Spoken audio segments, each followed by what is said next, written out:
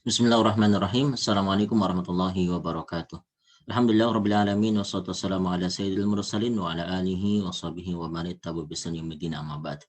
Alhamdulillah rabbil alamin, segala puji bagi Allah Subhanahu wa taala. Alhamdulillah. Salam salatu salam kepada baginda Nabiullah Muhammad sallallahu alaihi wasallam. Pada kesempatan kali ini alhamdulillah kita bisa berjumpa pada sesi kedua terkait tentang mata kuliah riset metodologi untuk bisnis.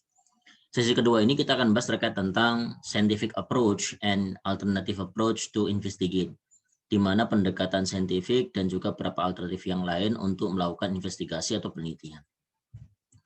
Ini adalah objektif tujuan dari pembelajaran kita pada kesempatan kali ini, yaitu ada 6 poin, di mana setelah sesi ini teman-teman sekalian minimal bisa mengetahui 6 poin. Pertama, menjelaskan terkait tentang what is mean by scientific investigations, apa arti dari investigasi ilmiah. Terus di sana ada contoh dan yang saintifik dan tidak saintifik. Terus nanti expand the 8 hallmarks, menerangkan terkait tentang 8 karakteristik, 8 pakem yang ada dalam penelitian. Terus nanti juga teman-teman diharapkan bisa atau menerangkan kenapa research dalam organizational behavior and management area cannot be completely scientific, kenapa tidak bisa benar-benar 100% saintifik dalam area organizational behavior, perilaku organisasi, ataupun manajemen area. Yang keempat, teman-teman nanti kita akan bisa terkait tentang building blocks of science, bagaimana cara pengetahuan itu dibentuk. Di situ ada siklusnya. Terus nanti yang terakhir kita akan bicara di hypothetical deduktif, bagaimana caranya kita untuk melakukan deduktif, sistem deduktif. Terus yang terakhir nanti kita akan bicara terkait tentang advantage of knowledge about scientific investigations. Baik. Apa sih yang disebut dengan scientific investigations? Pada pekan yang lalu kita sudah paparkan di kelas ya, di mana sedikit untuk mereview, research defined as organized, systematic, database, critical, objective, scientific inquiry into a specific problem that needs solutions. Pada pekan yang lalu sudah kita bahas yang disebut dengan riset ilmiah adalah di mana riset tersebut atau penyajian dalam melakukan riset itu terorganisir, tersistematik, berbasis data, kritikal, objektif, dan di sana juga memerlukan semacam tuntunan-tuntunan ilmiah pada masalah-masalah tertentu yang memang membutuhkan solusi. Decisions based on the result of the well-done scientific study tend to yield the desirable result. Maka tentunya ketika kita melakukan riset ini, kita ingin menemukan atau kita ingin mendapatkan namanya hasil yang ingin kita dapatkan. Nah, scientific research fokus on solving problems. Maka tentunya kalau kita bicara scientific research atau penelitian ilmiah, itu tertuju kepada penyelesaian masalah. Ada masalah yang ingin diselesaikan. And pursues a step-by-step logical, organized, and rigorous method to identify the problems. Maka melewati dari beberapa tahapan-tahapan, misalkan diantaranya logical, maka artinya logis, terorganisir, rigorous, di mana metode yang dipakai juga sangat pakem. To identify the problems, gather data, analyze them, and draw valid conclusions therefrom. Maka di ujung sekali itu diinginkannya bisa untuk dianalisa data-datanya dan terakhir bisa diambil konklusi yang valid. Scientific research is not based on hunch.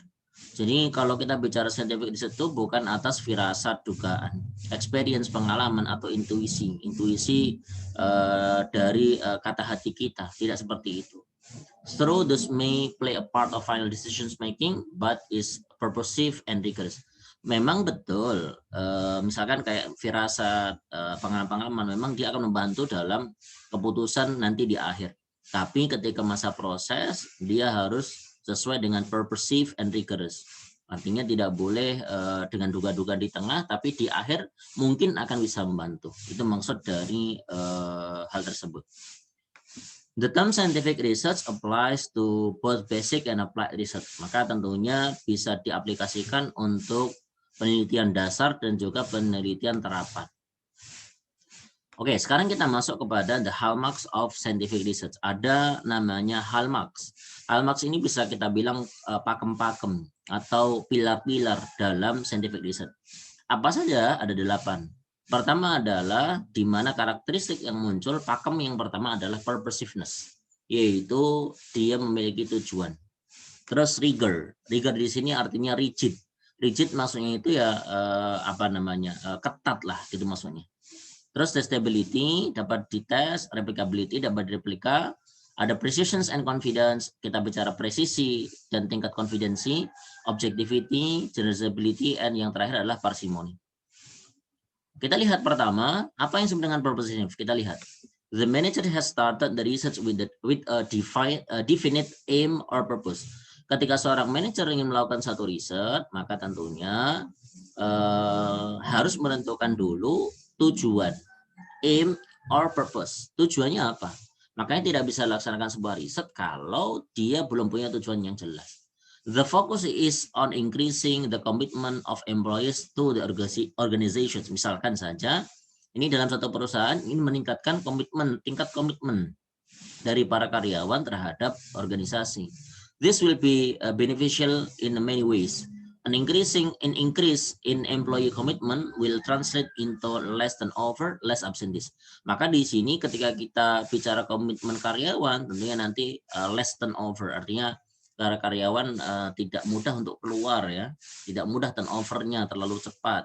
Less absenteeism ya, juga absenteeism, jadi tidak pada absen atau mangkir dan sebagainya.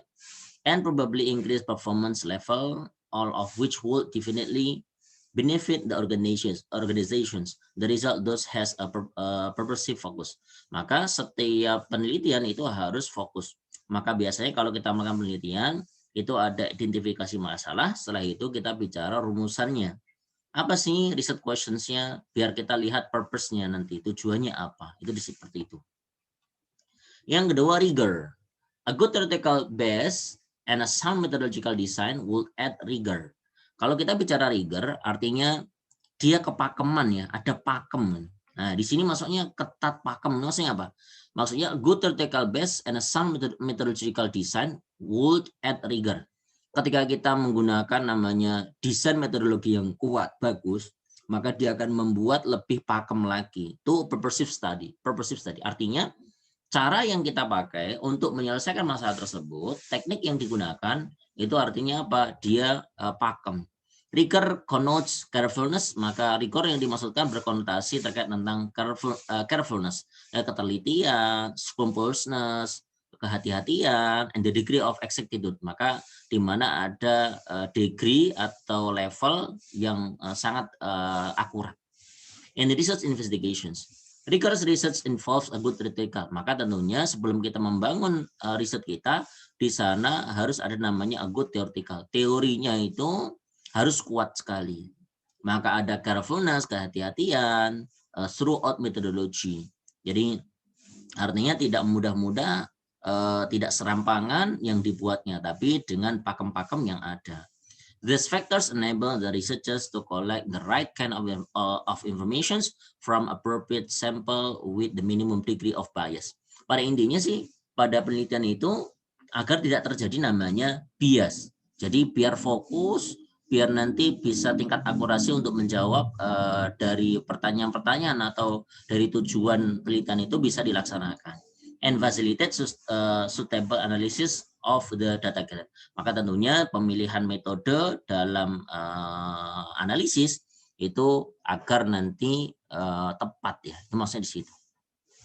Poin selanjutnya, rigor it lacks rigor for the following reason. Kenapa kadang-kadang tidak terjadi rigor, tidak terjadi kepakeman? Maksudnya gimana?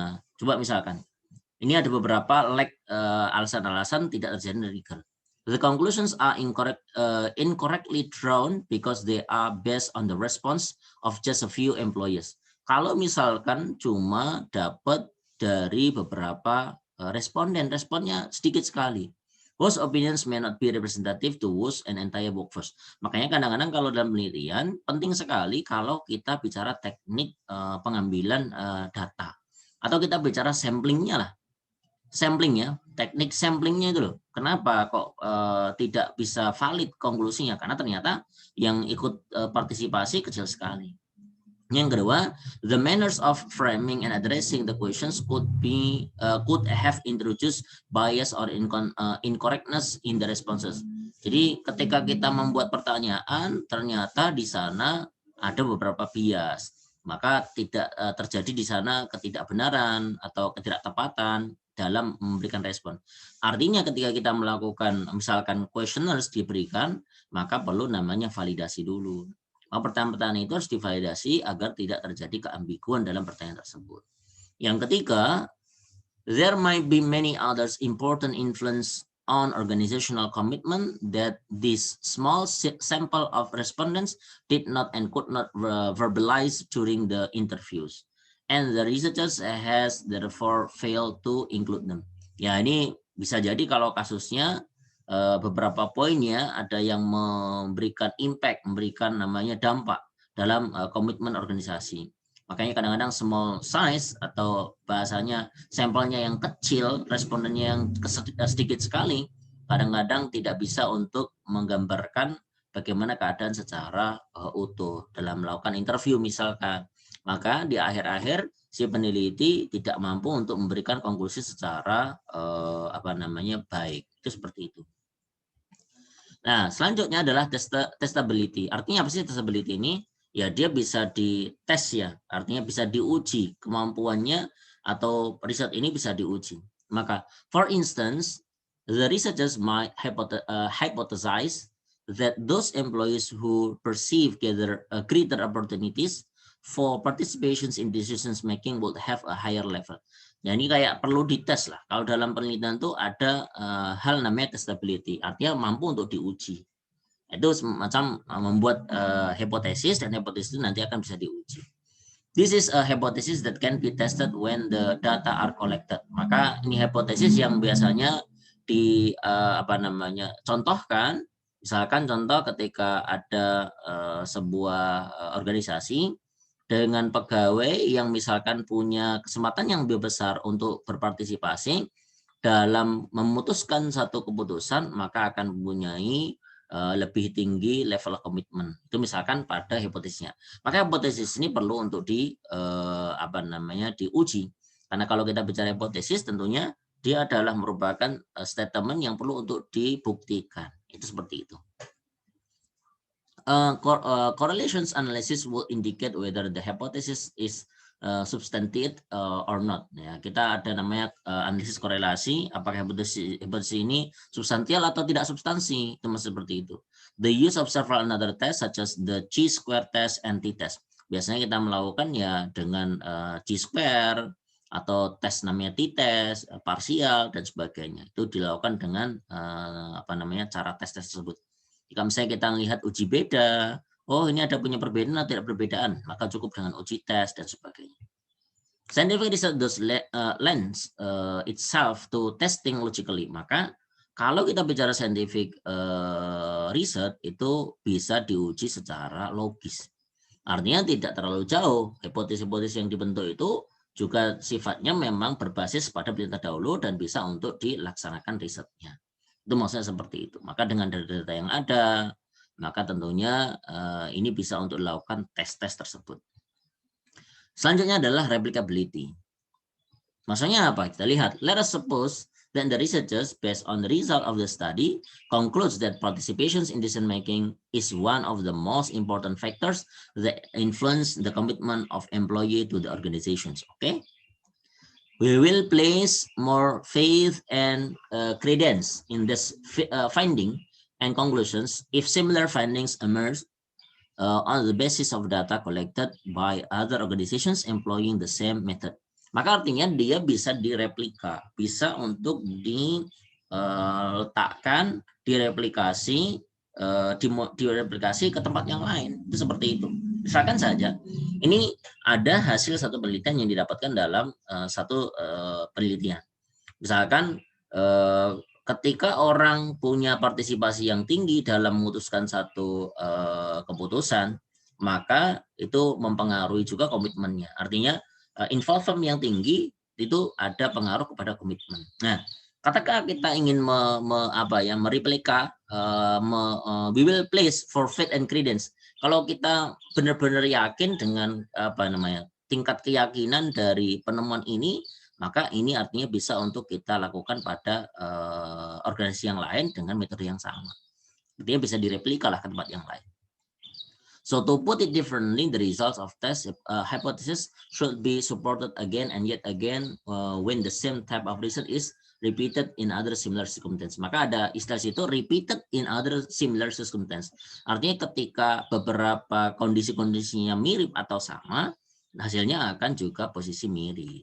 Itu maksudnya seperti itu. Artinya bisa direplika ke tempat yang lain dengan bentuk organisasi yang berbeda, tapi dengan beberapa kondisi-kondisi yang tertentu sama. Selanjutnya adalah precision and confidence. Ada tingkat presisi, tingkat keakuratan, dan tingkat confidence. Nah, kita lihat. Presisi ini maksudnya apa? Refers to closeness to finding of reality. Artinya tingkat kedekatan, tingkat yang benar-benar menyerupai dari penemuan itu reality pada hal kenyataannya. Based on the sample, sesuai dengan sampelnya itu. In other words, precision reflects the degree of accuracy. Artinya presisi ya menggambarkan akan tingkat akurasi atau exactitude, yang mana ya exact ya, tepat ya, maksudnya gitu, tingkat ketepatannya of the result on the basis of sample on what reality exists in the universe. Artinya, oh ternyata hasil yang kita tujukan presisinya berapa persen? Oh bisa sampai 99%, artinya tingkat errornya 1%. Ada yang 90% dan sebagainya. Maka artinya degree of akurasi ini tidak boleh sangat longgar. Semakin dia ketat, semakin dia bagus. Presisinya semakin bagus. Confidence refers to the probability that our estimations are correct. Estimasi yang kita lakukan itu tepat maksudnya. That is, it is not merely enough to be precise, but it's also important that we can confidently claim that 95% of time and our results will be true, and there is only 5% chance in our being wrong. Ya, jadi kita harus sedikit bahas ya. Maka misalnya tingkat confidence kita berapa? 95%. Ada tingkat 5 yang dinyatakan nanti bisa error. Jadi seperti itu. This is also non confidence level. Jadi confidence level Anda berapa? Degree confidence Anda berapa? Misalkan ada Slovin method, Isaac tables atau sebagainya, itu biasanya digunakan ketika kita bicara untuk mengambil sampel dan sebagainya. Selanjutnya objectivity. Ya, artinya objektivitasnya tinggi. Jangan sampai kita bicara subjectivity, tergantung si peneliti. Tidak. Bagaimana terjadi perilaku atau terjadi pada objeknya. The conclusions drawn through the interpretations of the result of the data analysis should be objective. Ya, tentunya kalau kita menginterpretasi, menjelaskan dari hasil tersebut, mencoba untuk mengambil konklusi, ya harusnya basisnya data. Yang mana data ini ya should be objective, sesuai dengan kejadiannya, sesuai dengan objek tersebut.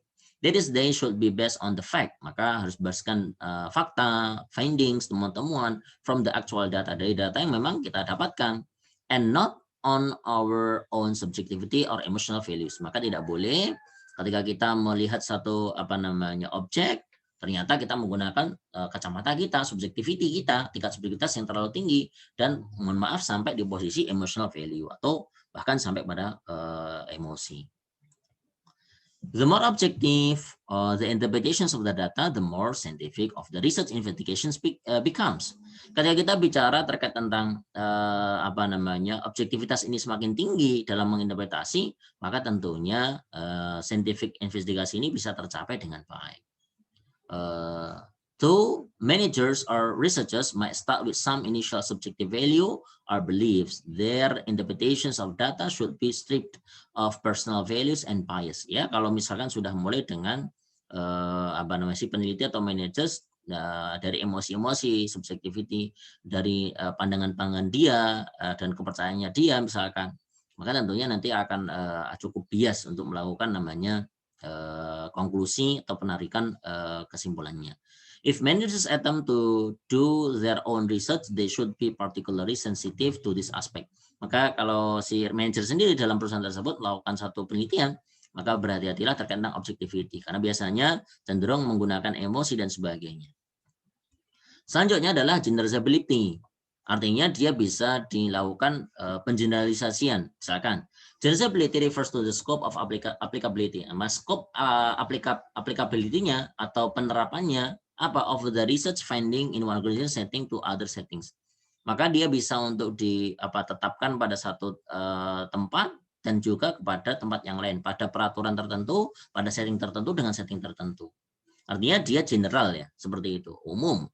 Obviously, the wider the rank of applicability of the solutions generated by research, the more useful the research is to the user. Artinya ketika punya impact yang lebih besar, scope-nya, cakupannya lebih besar, ketika kita nanti mengambil hasilnya, maka nanti penelitian ini akan memberikan manfaat yang lebih tinggi. For instance, if a researcher's finding that participations in decision-making and hence organizational commitment are found to be true in a variety of manufacturing, industrial, and service organizations, and not merely in the particular organization studied by the researchers. Maka misalkan tingkat partisipasi yang tinggi, maka akan meningkatkan terkait dengan komitmen. Jadi kalau misalkan banyak orang yang berpartisipasi pada kegiatan-kegiatan di industri, maka artinya komitmennya semakin tinggi. Maka bisa diaplikasikan kepada beberapa sektor, manufaktur, industri, servis, atau jasa, dan sebagainya. Itu maksudnya seperti itu. Nah, so let's come. Maka then bicaranya, as not merely in the particular organization studied by the researchers, then the generalizability of the finding to other organization settings is enhanced. The more generalizable to the researchers, the greater its usefulness and value. Jadi artinya semakin dia general, maka dia akan semakin memberikan kemanfaatan lebih banyak dan memiliki nilai yang lebih tinggi. However, not many research findings can be generalized to all other settings, situations, or organization. Maka kadang-kadang juga tidak semua pada temuan-temuan karya ilmiah itu bisa dilakukan secara generalizability, tapi bisa spesifik pada setting tertentu, situasi tertentu, atau organisasi tertentu. Nah, selanjutnya adalah parsimony. Apa nih parsimony? Nah, parsimony artinya simplicity is explaining the phenomenon or problem. Jadi simple, cara menyajikannya untuk menjelaskan dari fenomena atau masalah itu dengan cara simple. That occurs, yang terjadi. And in generating solutions for the problems is always prefer the complex research framework than consider a manageable number of factors.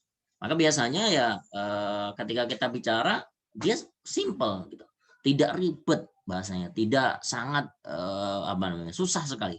Tapi lebih mudah untuk memberikan semacam sesuatu yang lebih sederhana.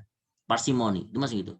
The complex research of framework that consider a manageable number of the factors. Economy in the research model is achieved when we can build into our research framework a lesser number of variables that will be expand the variance far for more efficiently than the complex set. Kalau bisa kita membuat misalkan dalam ekonomi ya, variabel yang kita gunakan itu lebih sedikit.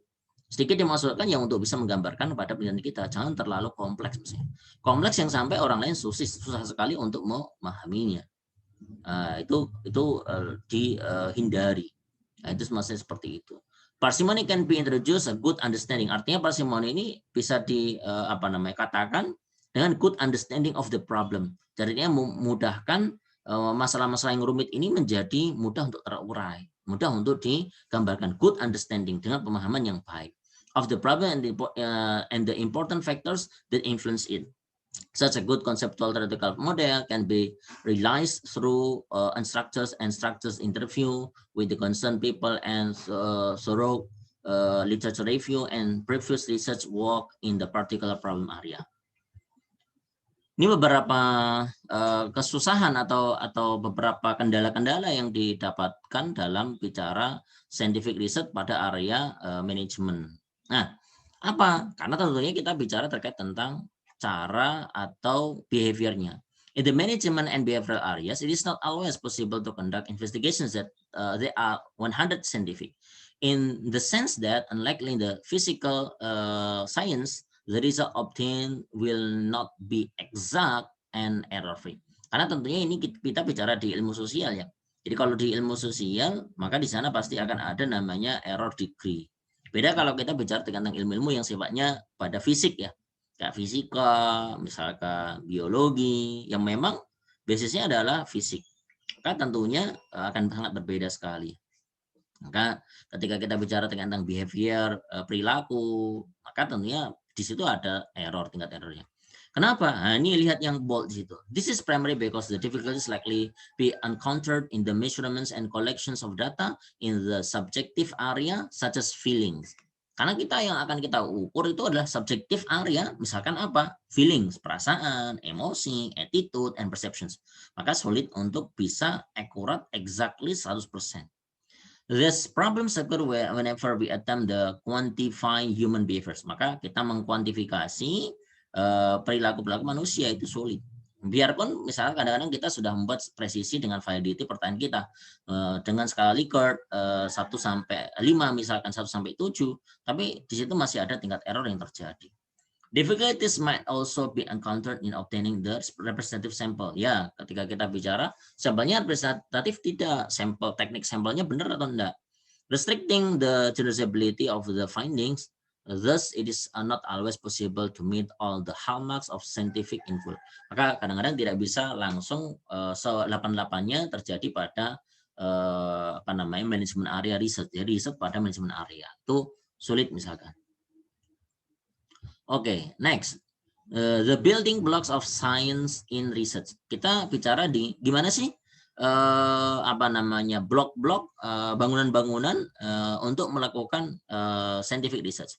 Maka di sana ada istilah deduktif sama induktif. Kalau kita bicara induktif dan deduktif dan induktif itu bagaimana? Maka answers to issues can be found either by the process of deductions or the process of inductions, or by the combinations of two. Misalkan, deductions is the process by which we arrive at the reasoned conclusions by logical generalizations of a known fact. For example, we know that all high performers are highly proficient in their jobs. If John is a high performer, we then conclude that he is highly proficient in his job. Maka dengan sistem deduktif, artinya sesuatu yang general, terus nanti kita akan masukkan kepada fakta-fakta tertentu. Jadi sudah ada beberapa logical generalizations of a known fact. Maka setelah itu akan masuk kepada mengerucut permasalahan-permasalahannya. Sedangkan inductions, on the other hand, it is a process where the observe certain phenomena and on this basis arrive at conclusions. In other words, in inductions, we logically establish a general propositions based on observed fact. For instance, we see the productions process are the prime features of factories and manufacturing plants. We therefore conclude that factors exist for production's purpose. Ini kesebaliknya ketika bicara induktif ya, inductions, induktif. Jadi dibilangnya proses di mana kita mengobservasi beberapa fenomena and on this basis arrive at conclusion. Setelah itu nanti kita akan mengkonklusikannya. Jadi di situ ada konklusi. Artinya pada hal yang sempit, pada hal yang general. Misalnya contoh ya di sini, for instance we see that productions process are in the prime features. Ketika kita bicara proses produksi pada prime features and the factories or manufacturing plants misalkan. We therefore conclude, kita bisa mengkonklusikan ada beberapa faktor-faktor yang ada di sana untuk produksi proses produksi tersebut. Both deductive and inductive process are applied in scientific investigations. Biasa normal lah kita bicara deduktif sama induktif. Nah, sekarang block buildings dari sains itu apa? Kita lihat, dimulai dari observasi. Ya biasalah, mengobservasi sesuatu, fenomena. Setelah itu muncul di sana identifications of problem area. Ada identifikasi problem, mana yang akan kita lakukan riset, observasi, terus diidentifikasi. Setelah itu bagaimana theoretical framework or network of associations. Kita mencari landasan teori yang pernah membangun hal tersebut. Setelah itu kita bicara hipotesis, ada beberapa pengembangan hipotesis yang kita kembangkan, artinya dugaan sementara yang perlu untuk dibuktikan. Setelah itu construct concepts of personal definitions, kita mengkonstruk dari konsep-konsepnya, Setelah itu kita melakukan namanya pendefinition kepada variabel kita, operational definitions. Jadi variabelnya diberikan definisi dengan baik. Setelah itu kita membuat asset design. Terus setelah itu kita melakukan data collections, bagaimana cara mendapatkan datanya, dan analysis of data. Setelah itu, setelah data didapatkan, bagaimana dianalisisnya, dan di sana interpretations of data. Ketika biasa analysis of data, ini teknik yang digunakan ya.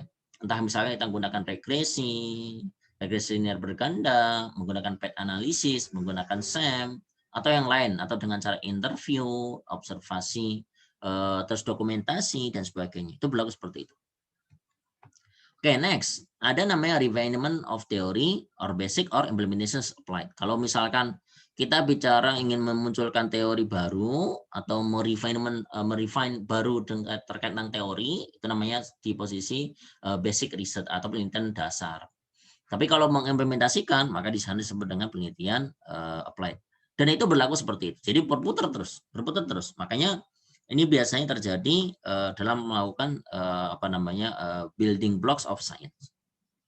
Yang terakhir adalah hypothetico-deductive method. Bagaimana? Ini yang sering dipakai. Nah, the 7 step involved the hypothetico-deductive method of research stem from the building blocks discussed above and all listed and discussed below. Jadi dari posisi yang tadi kita sebutkan pada building block di science, di sini ada namanya hypothetico-deductive.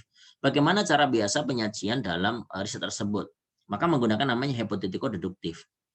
Nah, ini ada 7. Pertama adalah identify a broad problem area. Biasa kita mengidentifikasi dulu. Identifikasinya apa, masa-masanya apa, terus kita nyatakan dengan jelas. Define the problem statement, maka kita harus mendefinisikan atau harus menentukan problem statement-nya. Apa masalah yang akan kita selesaikan, maka ini spesifik. Terus develop hypothesis, hipotesisnya dikembangkan, determine measures, kita habis itu menentukan apa ukuran-ukurannya, operasional variabelnya, variabel berapa yang kita akan pakai dan sebagainya. Terus data collections, kita bagaimana data ini bisa terkumpul, terus bagaimana data ini bisa dianalisis dengan baik, metodenya apa, atau teknik analisisnya apa, dan yang terakhir adalah interpretations of data. Bagaimana cara kita menginterpretasinya dengan deductive approach. Itu seperti itu. Ini ada case, nanti kita akan buka, ada CO dilemma, nanti kita akan buka pada kelas. Dan yang terakhir adalah alternative approach of research. Ada beberapa alternatif yang bisa digunakan ketika tadi kita bicara di posisi hypothetical deductive. Nah, di sini ada namanya case studies, ada pendekatan case studies. Terus apa itu case study ya? Ini studi kasus ya. It involve in-depth contextual analysis of similar situations or in other organizations ya. Kita bicara ini sifatnya adalah in-depth, dalam, memang benar sangat dalam. Kontekstual, jadi analisisnya terkait tentang kontekstual sekali pada konteks tertentu pada similar situations. Jadi ini namanya case study. Terus ada case study as a problem solving technique. Ini merupakan case study ini teknik untuk menyelesaikan masalah. It's not often undertaken in organizations because such studies dealing with problems similar to one experienced by the particular organizations of a particular size and in the particular time of setting are difficult to come by. Ya, ini biasanya kalau untuk satu organisasi tidak, biasanya ini beberapa ya, itu seperti itu. Next, other type of research. Ini beberapa tipe dari research. Misalkan ada namanya positivism. Jadi artinya pendekatannya positivism. Segala sesuatu didasarkan kepada poin-poin positif, angka, pada angka. Dan nanti munculnya pada empirik. Ada constructionist dengan cara mengkonstruksi satu persatu. Bagaimana framework-nya dikonstruk satu persatu. Menginvestigasinya dikonstruk.